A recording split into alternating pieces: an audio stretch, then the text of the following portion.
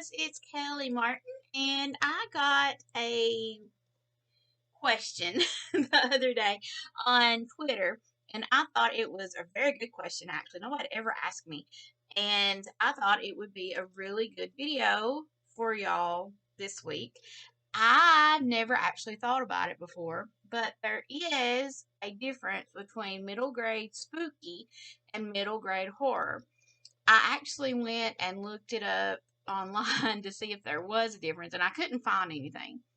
So it might just be in my mind that there is a big difference. But I think if somebody asks you for a middle grade spooky recommendation versus a middle grade horror recommendation, there are some differences in what people are looking for. Now, this could be mostly my opinion. It could be an actual thing, but this would be helpful if people are asking you for recommendations on a book. If you're looking for agents and they tell you different things that they're looking for in books. So we're gonna get into it and talk about what I think is the difference between middle grade spooky and middle grade horror. Okay, is there a difference between middle grade spooky and middle grade horror? I do believe there is a little bit of a difference anyway, so we're going to get into it. Okay, for middle grade spooky, it's generally supernatural without being scary or overly scary. The supernatural beings, monsters, are usually the good guys. It's usually witches, good witches, good ghosts, misunderstood monsters, and a lot of times it's played for laughs. So I'm going to give you some examples in movies and TV to get a little bit more of an understanding of what I think more middle grade spooky would be.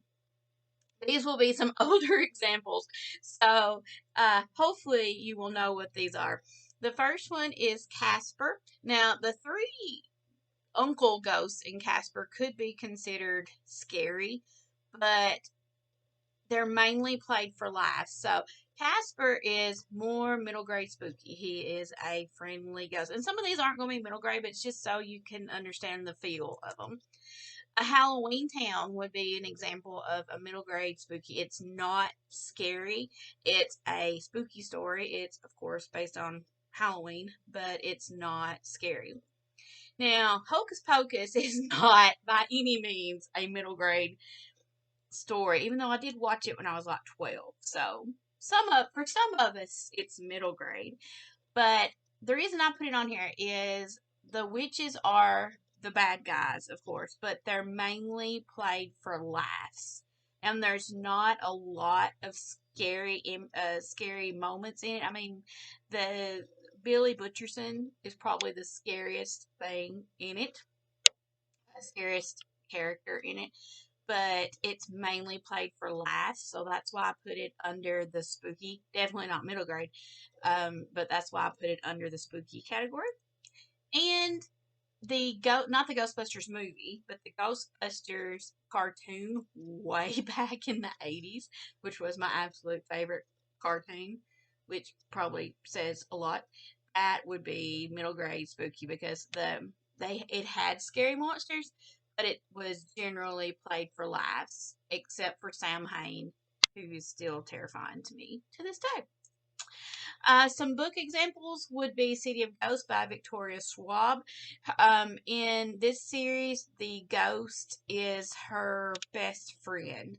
So it's not a scary ghost, it's her best friend ghost. And then I actually looked up middle grade scary spooky stories on Amazon, and the number one book is Percy Jackson. I never would have thought of Percy Jackson being spooky, but apparently it is according to Amazon, so I will give you that example. Okay, on to middle grade horror. Now, in middle grade horror, the scares are the focus. You go into it and you know something scary is going to happen. They have non-friendly supernatural beings, non-friendly ghosts, non-friendly poltergeists, non-friendly clowns, non-friendly things like that. And it's usually good versus evil. There's usually a lot of screaming in it too. Examples would be, of course, Goosebumps, which is definitely middle grade horror. That's Slappy. He's terrifying. And if you know this picture, you were definitely raised in the same era I was. Leave a comment. Stop the video right now. Leave a comment if you know what the boat picture is from. I'll wait. Okay, I'll tell you. The boat picture is from Are You Afraid of the Dark, which was my absolute favorite TV show when I was young, which explains so much. If you have ever met me, you can be like, yeah, I can see how Are You Afraid of the Dark was your absolute favorite show ever.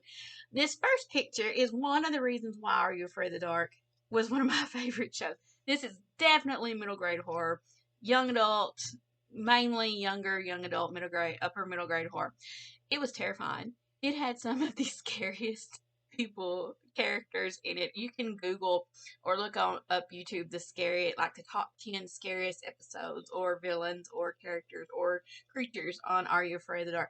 This dude's one of them. He's a bus driver. His head turns all the way around, and he like has blue goop coming out of his mouth. I can't remember the episode he came from. This one guy, look at him. Oh my land. This was from Are You Afraid of the Dark? I watched this as a child. He's scary. I don't remember what episode he's from, but I was looking up gifts for you for Are You Afraid of the Dark, and he popped up, and I remembered him. I want to say it's Quicksilver, but I could be wrong. And if his name is actually Quicksilver, and I'm right, I'm going to throw myself a party that I can remember that. I'm going to look. I'll put it in the comments. I'll pin it or something. But I think his name's Quicksilver. Is it? Maybe. We'll look. And then, of course, the absolute scariest video of all time that I still quote. I am not in my middle grade or teen years anymore. We won't discuss how old I am. But I still quote this episode. I'm cold. This little boy is like, I'm cold. I'm cold. Of course, he's a ghost. And I think he froze because he didn't have a sweater. I don't actually remember that part of it, but I remember this episode. It's scary. It's terrifying. That's middle grade horror. If you need, like, examples of the difference between middle grade horror and middle grade spooky, just screenshot this because that's a very good example. In books, middle grade horror examples would be Coraline by Neil Gaiman. Coraline, it's just scary. It's just scary. Anything Five Nights at Freddy's, that could be upper middle grade, lower young adult, higher young adult. But yeah, the twisty ones, you can tell by the cover, they are not trying to be spooky. They're trying to scare the snot out of you. The Fear Zone by K.R. Alexander. Anything by K.R. Alexander is definitely middle grade horror. I've read The Collector. The Collector's scary too. And The Collected. I like The Collector better than The Collected. I do like K.R. Alexander middle grade books. They're very scary. I really like them. Wait Till Helen Comes by Mary Down and Hahn. Now, Mary Down and Hahn, if you've been on this channel you know that she is my absolute favorite middle grade horror author. K.R. Alexander is too, but Mary Down and Hahn is like the OG wonderful, just writes the scariest middle grade books ever. Wait Till Helen Comes is terrifying, I think. But it's a really good middle grade book. It's really good if you want to get into like the scary but not terribly scary. But I still think it's kind of scary. And then, of course, my book, Fake Nora, I write middle grade horror. Fake Nora is a middle grade horror book. Okay. Now, what does an agent or publisher mean by middle grade spooky or middle grade horror? Let's say that you're scrolling through Twitter and you're looking up the hashtag MSWL manuscripts wish list, and you see that an agent wants a spooky book or a horror book, and you're trying to decide if your book fits in spooky or horror. Let's see what we can do about that. Now, the short answer is I have no idea. I can't read an agent's mind. I don't know if they're looking for spooky or if they're looking for flat out horror. I don't know. But Generally, in general terms, when I think of it, if they're wanting like a spooky fun book, it will say things like fun or spooky or cozy or friendly or, nicer words. They're not looking for something that's going to scare the socks off of you. If they're looking for middle grade horror, like Mary Down and Home books or The Fear Zone or Coraline, they want something scary. They use words like frightening or nightmares. They use words like haunted houses or a ghost story or chilling or something like that. And there is a difference, I think, between when an agent says, I want a horror story or I want a spooky story. I think there's a difference in what they actually want, even if they don't know that themselves. You know what I mean? Am I making sense? I think that you can be an agent, like, yeah, I want a ghost story, and then you can send them, and they can be thinking in their mind they want something like Halloween Town or something like um, Casper, and then you end up sending them like Goosebumps. They're gonna be like, no, thank you.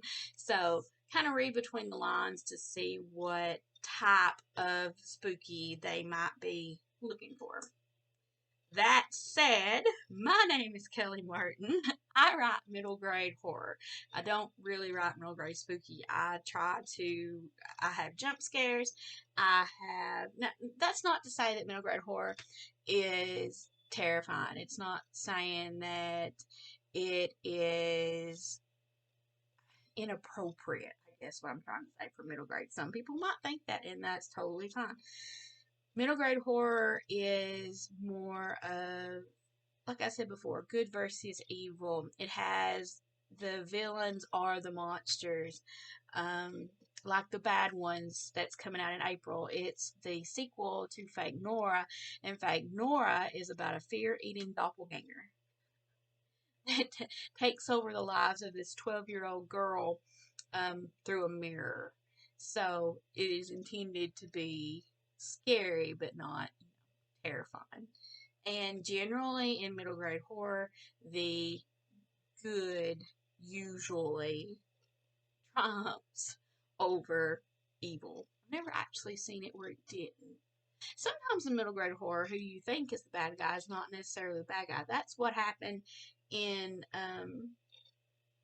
Mary Down and Han has a book called All the Pretty Bad Ones, I think. And I think that's the title of it. And who you think is the bad guy is not the bad guy. Sometimes, I'm just going off on a tangent here. Sometimes in middle grade horror, you think that the monster or the ghost is the bad guy, but really it is a human that is the real bad guy. And I love those little twists like that. So, yeah, to me, those are the differences in middle grade horror and middle grade spooky. What do you think? When you think of the difference between middle grade horror or middle grade spooky, what do you think are the differences? Tell me in the comments.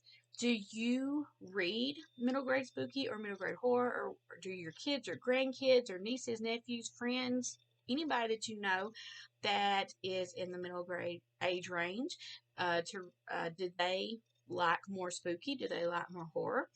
And I read middle grade, and I'm definitely not a middle grade. I prefer the middle grade horror over middle grade spooky, but that's just because what I write. I just prefer it. And not to say I don't like middle grade spooky, but if I had to pick out, if you gave me a middle grade horror cover and a middle grade spooky cover, I'm probably going to pick up the horror one because, that's just me. But yeah, tell me in the comments which ones you kind of gravitate toward, if you think there is a difference. And if you have ever sent a query to an agent or publisher who you thought was looking for the middle grade or the young adult or the adult that you had written, and they were like, I don't like scary. I've done that before. Like, you see, actually I didn't see it, but I saw on Twitter this agent, I can't remember who it was.